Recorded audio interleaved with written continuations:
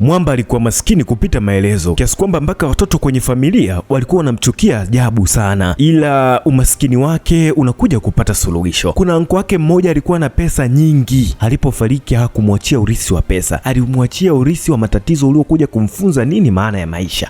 Huu mzigo unakwenda kwa jina la root problem, mzizi wa matatizo. Mimi naitwa Puge MC, man himself, man from the city chata ya mji. Simama na mimi mwanzo mpaka pale panapoitwa mwisho. Paul Campbell ni mshikaji mmoja anayefanya biashara ya kuuza real estate, yani kama kibongobongo, hizi mambo za nyumba, mazingira fulani hivi, kupangisha. Yani huyu tunamuite dalali tu.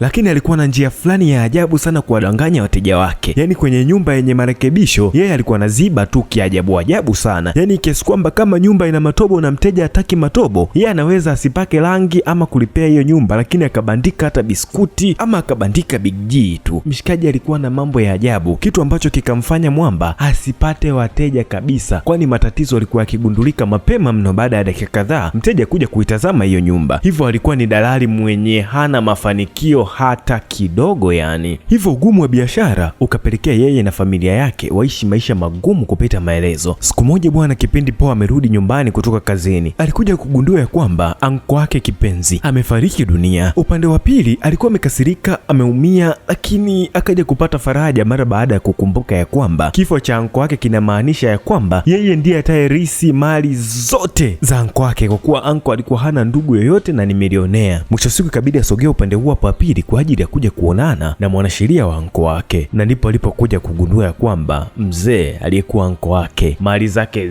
zote aliuza na kwenda kuwapa watoto yatima na aligawa kwa watu wenye uhitaji huko, hivyo hakuacha kitu chochote zaidi tu ya kamti kadogo. Mwamba alikasirika sana yani, kwa kuwa aliamini ya kwamba akija huko atakutana na urithi wa kutosha, atafanikiwa kutoboa maisha yake. Hivyo aliondoka hapa akiwa na hasira za kutosha, akafika mpaka nyumbani. Asubuhi kulipokucha hapa skani bwana, akawa na kunywa zao chai. Paul bado alikuwa yupo kwenye mudi mbaya kupita maelezo. Aliwafokea sana watoto zake leo hii hapa, akiwaambia ya kwamba mnatumia pesa nyingi sana yani.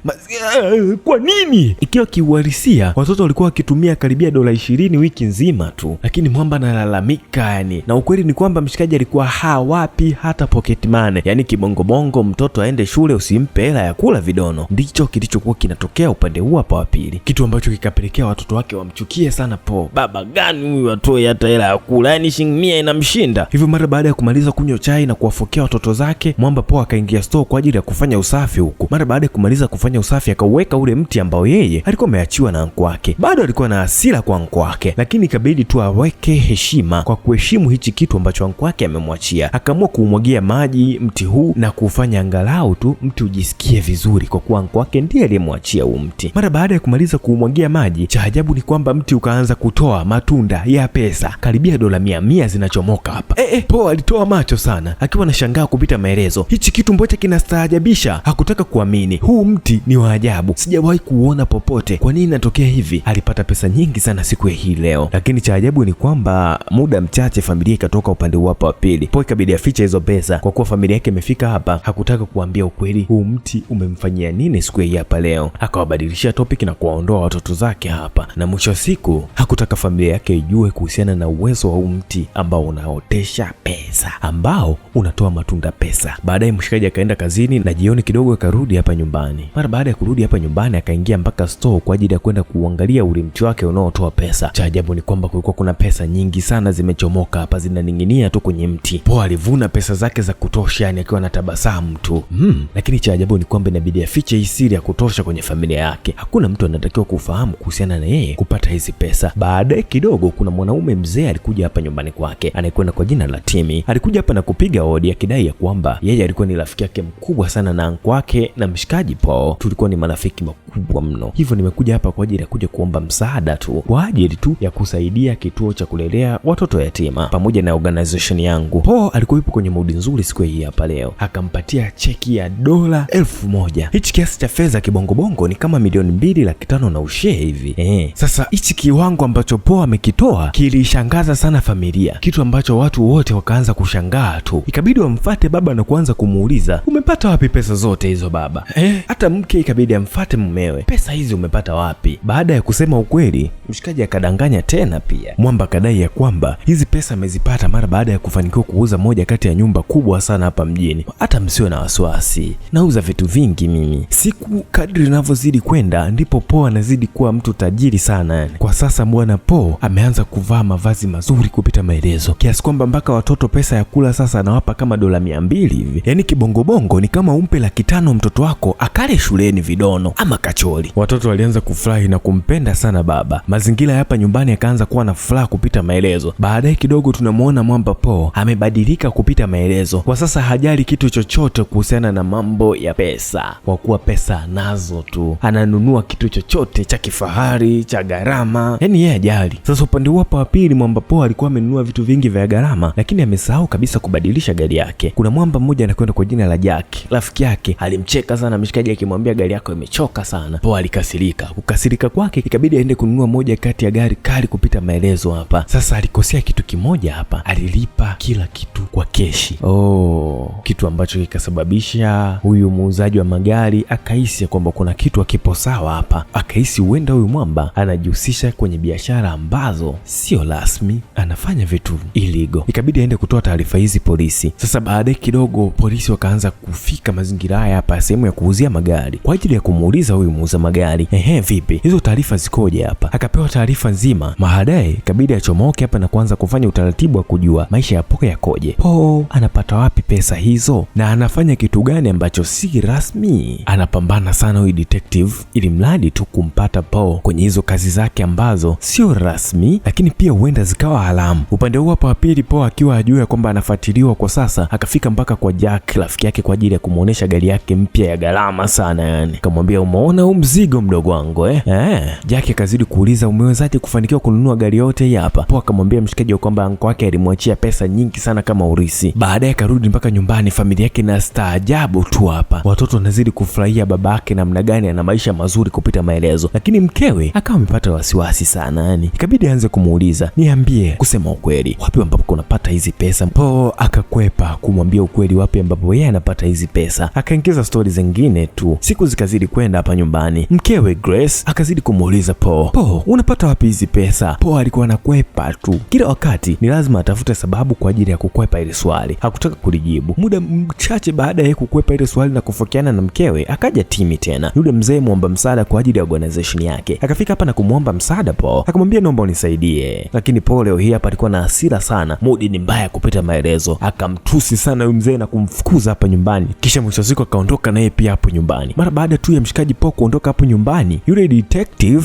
Mira ambaye anafuatilia kuhusiana na namna ambavyo Po anapata pesa akafika mpaka hapa nyumbani. Akamuuliza mke wake na huyu mshikaji Po, akamwambia vipi, mumeo anafanya kazi gani, anajihusisha na nini hasa? Aliuliza maswali mengi, lakini majibu aliyopata kutoka kwa huyu mwanamke ni kwamba mume wake ni mtu mwaminifu kupita maelezo, anafanya shughuli halali kabisa, wala hajihusishi na jambo lolote haramu, anauza zake nyumba, anafanya kazi vizuri tu, ni dalali tu. Na mwisho siku afisa akajua tu ya kwamba hawezi kupata taarifa yoyote kumuhusu Po kwa familia yake. Ikabidi atafute namna ya kufanikiwa kupata hizo taarifa kwa namna nyingine tu. Ikabidi aanze kufanya research, ajue tu Po anafanya shughuli gani, amefanikiwa kupataje hizo pesa, mambo yanakwendaje. Na mwisho wa siku akaja kugundua ya kwamba ni mwezi sasa unakata, Po hajafanikiwa kupangisha nyumba yoyote wala kuuza nyumba yoyote. Yeye kama dalali, lili estate zote ambazo ziko chini yake hazijauzika kwa mkono wake wala kupitia yeye. Hivyo basi hajapata pesa yoyote kupitia shughuli ambazo yeye huwa anazifanya kila siku. Hii kitu ikamfanya afisa ajue tu ya kwamba huenda Po anajihusisha na jambo haramu. Wakati huo upande huo hapa pili, maisha ya Po yakaanza kwenda tofauti kidogo, kwa kuwa anapata pesa nyingi sana kwa sasa, ameanza kuwa jeuri sana yani. Lakini upande wa Grace mkewe akazidi tu kuhitaji kujua wapi ambako hizi pesa zinapatikana. Taratibu akaanza kuhisi huenda mumewe pesa ambako anazipata zitakuwa si sehemu sahihi. Po bwana leo amechomoka upande wapo wa pili na kwenda kuchuma pesa kwenye ule mti wake. Cha ajabu ni kwamba mara baada ya kufika upande wapo wa pili akakuta mti leo hii hapa haujaota pesa yoyote. Akahisi huenda ya kwamba kuna mtu ameupatia laana huu hapa mti. Po ikabidi achomoke na kwenda kuwapatia pesa watu wote ambao waliwanyima yani. Akafika mpaka kwa yule mzee akampatia pesa. Timmy, chukua pesa hizi, uliniomba pesa, nilikuwa na hasira siku ile bwana. Chukua basi. Kisha anafanya yote ili mradi tu kama ni laana basi itoke kwenye ule mti wa kuotesha pesa. Mti uanze tena kuotesha pesa. Timmy alivutiwa na attitude ya huyu mshikaji, mtu dalali. Ikabidi ampe maneno ya hekima tu mwamba. Akamwambia kwamba Po, endapo umepata maisha mazuri, umepata pesa, make sure hizo pesa unashare na watu wenye uhitaji. Wape pia. Kuna watu wengi sana wanahitaji hicho kitu ambacho wewe unacho. Ukiwa nacho wewe, share furaha na wao, kitu ambacho kitasababisha hata na wewe uwe na furaha, lakini ulizike kwenye moyo wako, usiteseke. Po alipenda sana hii idea yaliyoshauriwa leo hapa na mwamba huyu mzee Timi, hivyo akaongeza pesa nyingine kwa huyu mzee. Chukua pesa mzee, una ushauri mzuri sana. Kipindi anachomoka tu hapa, detective afisa Mila anaendelea na upelelezi wa hii kesi ya mwamba Po kujihusisha na upataji wa pesa nyingi ambazo hazifahamiki zimepatikanika wapi. Akafika mpaka hapa kwenye ofisi ya Timi. Mara baada ya kufika hapa, aligundua mezani kulikuwa kuna pesa nyingi kupita maelezo yani. Akahisi huenda Timi naye anajihusisha na biashara haramu akishirikiana na huyu mshikaji Po. Usiku ulipofika, Po akachomoka na kwenda kwenye mti wake wa kuchomoa pesa. Alipofika huku, alijaribu kila njia kuhakikisha kwamba mti unarudisha na kuendelea kuota pesa, lakini mti ulikuwa umenuna, sijui aliusomea mpaka maneno matakatifu kutoka kwenye Biblia, lakini mti ulikuwa hautoi pesa yoyote ile. Cha ajabu ni kwamba jitihada zake zote ziligoma. Asubuhi kulipokucha, Po akachomoka na kwenda kwenye duka la kahawa huku akanunua kahawa kwa ajili yake yeye mwenyewe. Kipindi alichomoka upande wa pili, akamkuta mwamba mmoja ombaomba akiwa upande wa hapa. Akampatia pesa nyingi sana, ni kama dola 100 hivi, akiamini kwamba anaendelea na kutenda wema kama alivyoshauriwa na Timi. Kisha hata ile kahawa ambayo yeye alikuwa anataka kuinywa akampatia huyu ombaomba hapa nje, akachomoka. Mara baada ya huyu mwamba kuondoka upande huu hapa, afisa mpelelezi akachomoka na kwenda kumfuata huyu ombaomba. Alipomfuata ombaomba, hakutaka kusikia neno lolote kutoka kwa ombaomba, akiamini ya kwamba huenda ombaomba ndiye anayemsaidia Po kufanya biashara haramu. Akambeba ombaomba moja kwa moja mpaka kituo cha polisi huko, twende. Lakini upande huu hapa pili tunagundua familia ya Po ilikuwa inazidi kumsubiria Po. Walikuwa wameandaa moja kati ya tukio muhimu sana la kwenda kutazama mechi kubwa ya mpira wa miguu, yeye pamoja na familia yake. Lakini ukweli ni kwamba aliondoka nyumbani, Po hakuacha taarifa yoyote ile. Familia inazidi kumsubiri tu. Watoto wake walikuwa wamemind sana upande huu, wakiwa na hasira za kutoa, kwa nini mzee anatufanyia hivi? Grace mkewe akajaribu sana kumpigia Po, lakini Po alikuwa apokei simu za Grace. Baada ya hapo, yeye pamoja na familia yake Grace ikabidi wajibebe tu na kwenda mpaka huko ambako Po anafanya shughuli zake. Walipofika upande huu hapa, sehemu hii ilikuwa ina giza za kutosha, yani sehemu ambayo ilikuwa inaonyesha hakuna mtu ambaye yuko upande huu hapa wa pili. Kipindi Kyle anasogea upande huu hapa wa pili, alianguka chini akajichapa tena mpaka chini hapa. Sasa ndipo tunagundua ya kwamba hii sehemu ambapo huyu bidada mtoto wa Po ameanguka ni sehemu ambayo mwamba Po aliambiwa aitengeneze na kuirekebisha, lakini cha ajabu mwamba wa kuirekebisha akaificha ili sionekane kama ni sehemu mbovu. Hivyo basi sasa binti yake pekee ameanguka na kuumia hapo. Kwa sasa yuko hospitali, ikibidi Po ajibebe mpaka hospitali huko kwa ajili ya kumwangalia mtoto wake, na ndipo tunagundua Kelly ameumia sana. Yani rafiki yake na mwamba Po, Jack, alimkasirikia sana mshikaji Po. Kwani huwa unafanya mambo hayo kizembezembe? Sehemu iliyotoboka mara baada ya kuitengeneza wewe unaibandika bigiji, sehemu imeharibika baada ya kuitengeneza wewe unafunika na nguo. Mshikaji wangu una shida gani wewe? Alimind kiasi kwamba alitaka kumchapa ngumi, lakini ikabidi tu amwache mshikaji.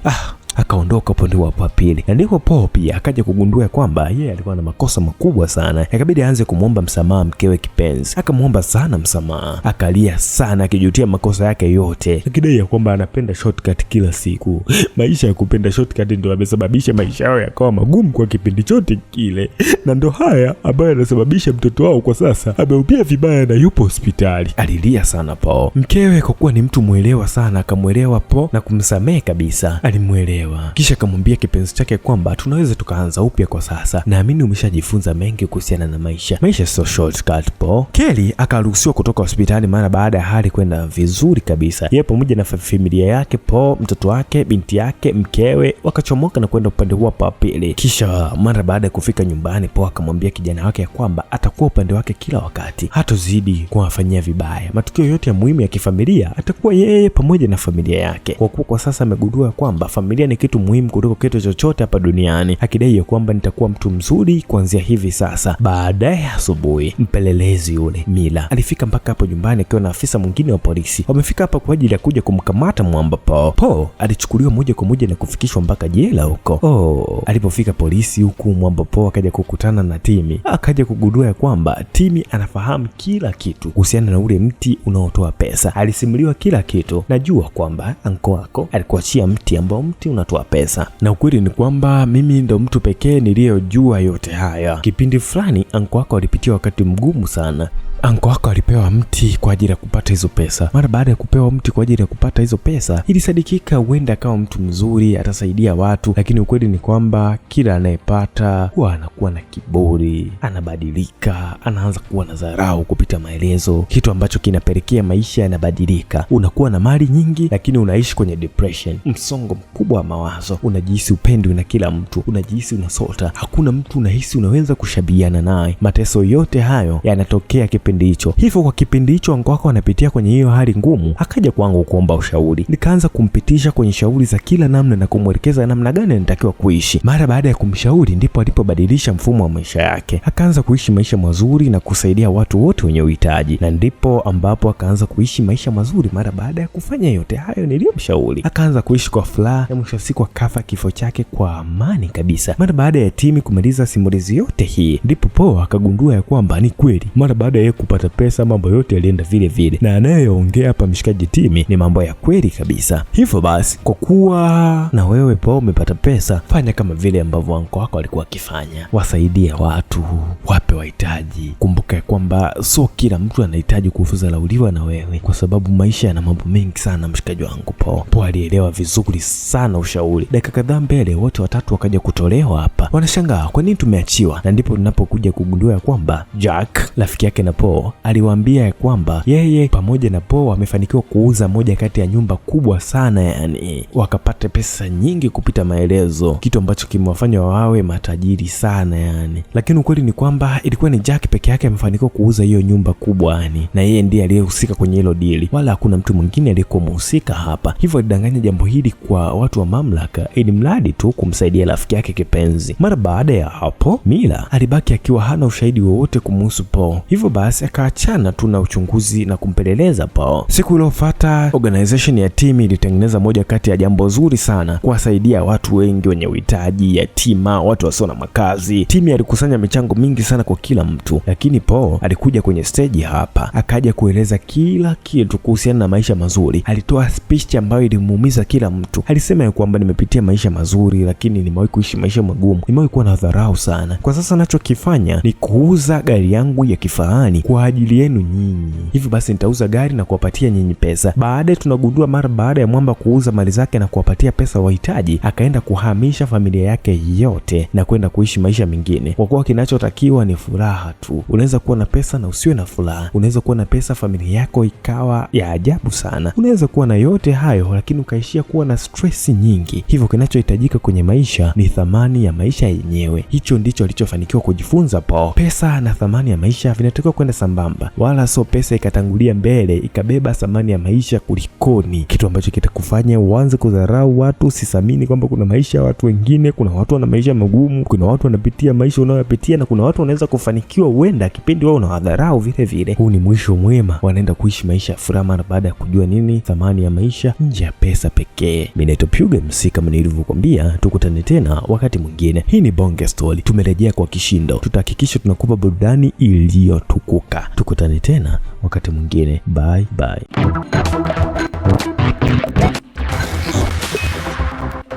Bonge Story.